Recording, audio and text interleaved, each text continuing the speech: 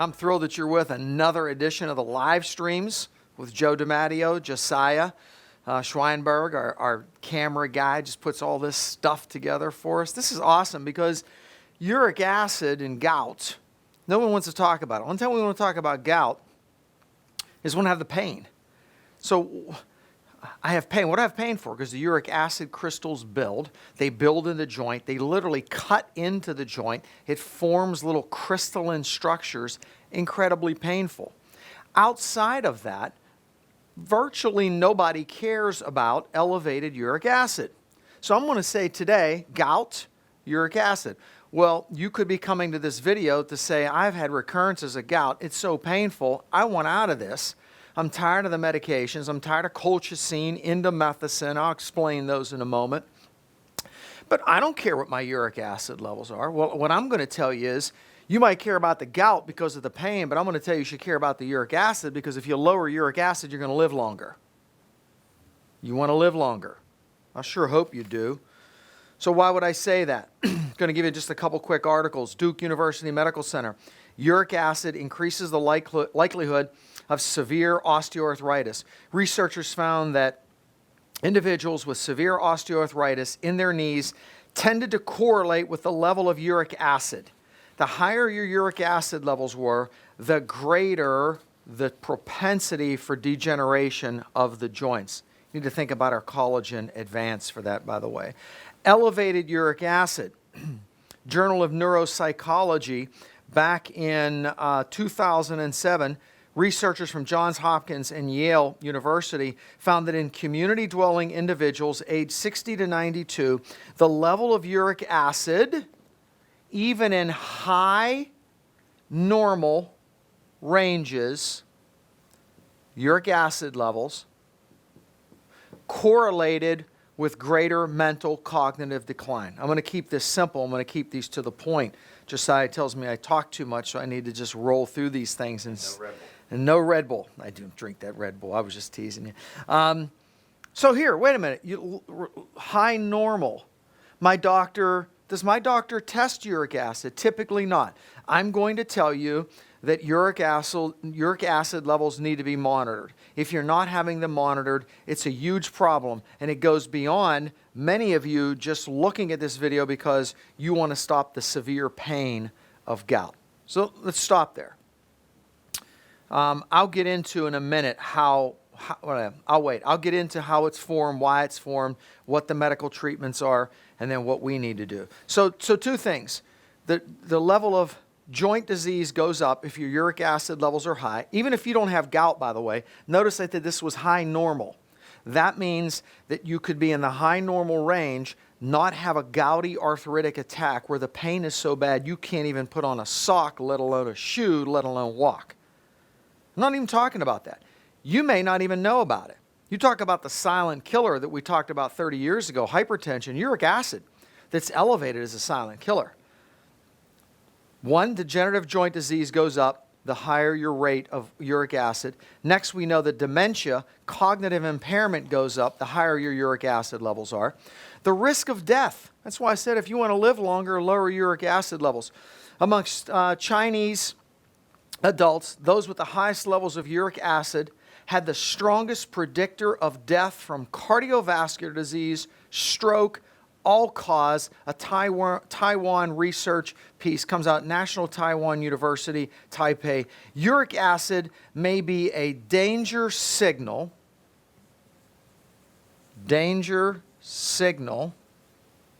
released by damaged cells that produce more inflammation, a stronger immune response. High uric acid levels in those that were analyzed show that their risks of death, heart disease, stroke, even congestive heart failure, those that were the highest had the highest risk for those components. So already we've talked about your joints, we've talked about heart, we've talked about stroke, we've talked about your brain and cognitive function. So I'm not being too strong when I say if you want to live longer, lower your uric acid levels, and I'd be willing to bet dime to donuts you've probably never had a uric acid level done. High uric acid level is also associated, say Baylor College of Medicine reports high blood pressure. uric acid levels in the blood were lowered blood pressure to normal, in essence saying that if they could reduce their uric acid level, even those that were in their teens, their blood pressures came down. If you reduce uric acid in some patients, you can also reduce blood pressure. This could be one of the ways to develop hypertension, and this is one of the possible therapies. In other words, many folks might have high blood pressure because they have elevated uric acid, and the way to lower your blood pressure is to lower uric acid. Healthy people with elevated uric acid are at an increased risk for developing kidney disease. I mean, the list goes on. I have another one here talking about cognitive impairment, mental impairment. So, uric acid, why would I care about it? I don't know what my levels are. Neither do I care. You want to give me that eraser? Neither do I care. So, no, it's important. So let's talk about it. Uric acid, is it something that's evil that your body shouldn't be producing? No, it's a part of metabolism. It has to do with xanthine oxidase. You're going to make it. We're all going to make it. Do we make too much? Yes, that's part of the problem. I believe that, first of all, we make too much. Some people excrete too little. Medications that you're using could increase it. Drugs like diuretics, water pills, certainly will increase it. Some kidney dysfunction or kidney damage will increase your uric acid levels. High levels of stress will increase your uric acid levels. Lead toxicity, having metals, in particular lead, but heavy metals in the body, will increase the levels of uric acid, lead to gout, and all of the other things that we listed: stroke, cardiovascular disease, mental cognitive impairment, kidney disease, and so on. The other part of this is, I believe there's metabolic disturbances for many, but I also believe that part of this is we just eat too much. Years ago, gout was termed, the rich man's disease, because it was men, particularly, usually about 80 to 90% of the population is male that develop gout. And it was believed what was because men typically ate too much. They ate a rich man's diet. They ate a lot of sweets. They ate a lot of meats and drank too much alcohol. So I'd say, I don't know that holds true 100%. I don't know that that's a 100% scenario, but the general theme is the more meats, the more organ meats that you eat, the more alcohol that you consume, the more high fructose corn syrup, the more sugar, the more carbohydrates, flours that you consume, they will all increase your uric acid. Does that sound somewhat familiar with much of the theme? So many of the themes that I attempt to teach you crosses all different lines, whether it's cardiovascular risk, whether it's Alzheimer's, whether it's dementia, whether it's degenerative joint disease, whether it is obesity. I mean, the same themes cross, and you'll see that here as well. Do we make too much? Do we excrete too little? Is it possible because it's a result of stress? I've got heavy metals. Absolutely. Let me roll over because we're going to try to keep these pretty tight. I don't know where we are on time. Ultimately, what I would say here is I've got to have you reduce the amount of alcohol that you consume, okay? If you have gouty arthritic attacks and you drink and you eat rice and you drink sodas and you love sugar, you're going to have a problem. Maybe you don't drink alcohol. Maybe you just eat too much, generically speaking. That could be you. Now, I want you to remember something. You don't have to be developing gout, right? The general theme is gout is the outward manifestation that creates pain, and that awakens all of us. But remember, you could have elevated uric acid and be at a huge risk, just as I open with. You want to live longer? Lower your uric acid levels. How do I increase it? Well, some of you have some inborn metabolic deficiencies, errors. Some of you have metal toxicities. Some of you have a genetic characteristic. Some of you just don't drink enough fluids. Some of you just don't excrete enough. So in some cases, there's some metabolic disturbances. But what we want to teach you in these last 4 or 5 minutes is how do you reduce your risks, and then how do you support. Number one, alkalinize your phone. No, I'm just teasing. My phone's beeping over here. So alkalinize your diet. Josiah didn't find that too funny. Alkalinize your diet. You guys probably can't hear it. Alkalinize your diet. Why? Because uric acid is very insoluble, and that means it coalesces in bodily fluids in your joints. That's why usually it's the extremities, knees, toes, your feet usually. You could have it in your wrists and your fingers and so on, your elbows, but usually it's lower extremities. If you cannot break down these crystals via either raising your fluid intake and with medications, the medication approaches are to use non-steroidal anti-inflammatories like ibuprofen, possibly, naproxen.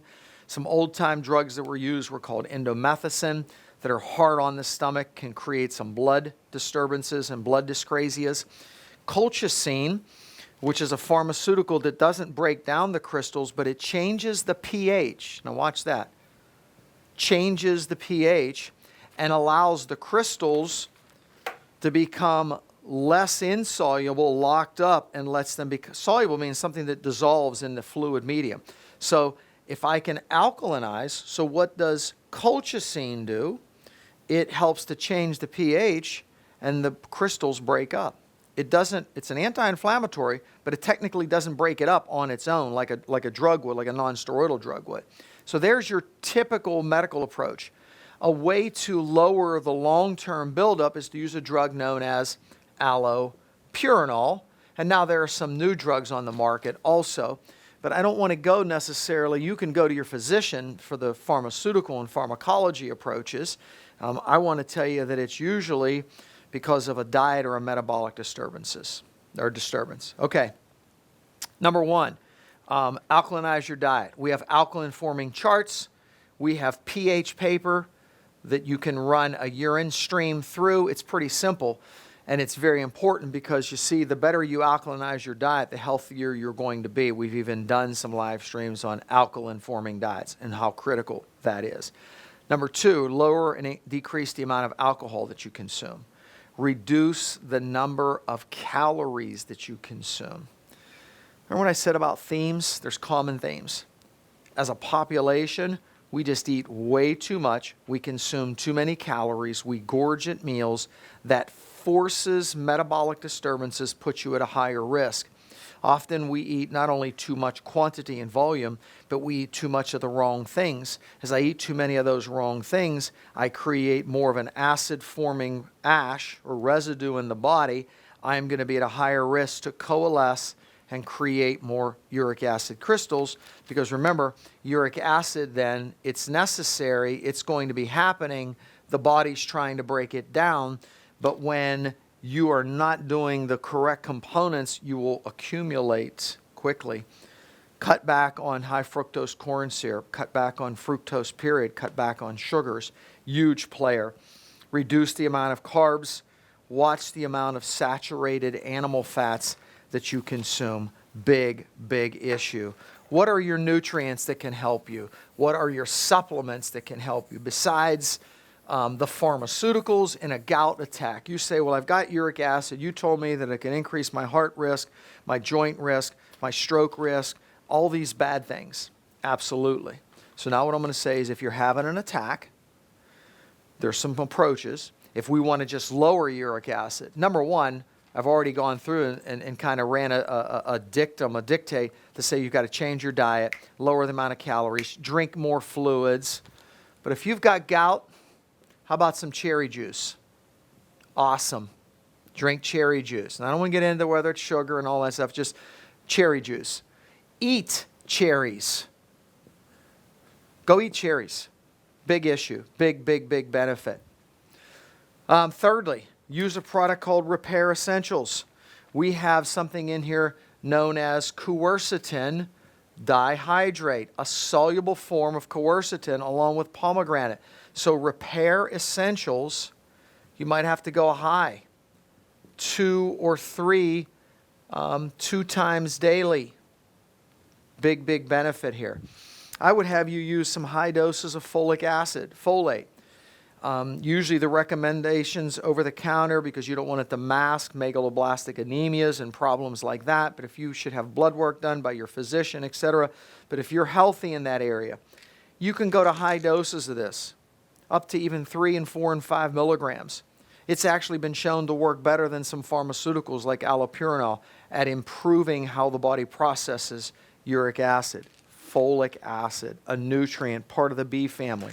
Use the omegas. Anti-inflammatory, huge benefit. If you're really having some problems, you're in severe pain, use some natural anti-inflammatories. And one of the key players in this Inflamove is boswellia. Boswellia, turmeric extracts reduce inflammation. But it's not just about reducing inflammation. You've got to use the quercetin that is in this Repair Essentials to reduce inflammatory markers, things like leukotrienes, etc. Cherry juice. Eat cherries fresh if you can, or buy bags of frozen cherries. Powerful aiding of the processing. Use a product called Repair Essentials that has mega doses, 1,000 milligrams, I believe, per 1,000 milligrams. You do 4 to 6 of these a day, huge benefit with the quercetin. Folic acid. I might talk to you a little later in another live stream about using the methylated form, but for right now, folic acid, you can go up to 3 to 5 milligrams. I know if you're a healthcare practitioner, you're going to hit the roof. Don't. Someone's got elevated uric acid, they've got gout. This is a natural approach that they can look to. Reduce inflammation with omegas, plenty, tons of water, filtered. Alkalinize your diet. How do you do that? Go to the live stream. We have live streams. Eat plenty of vegetables, colored vegetables. They will help to alkalinize you. Thanks for being with us. God bless you. Stay tuned for the next live stream.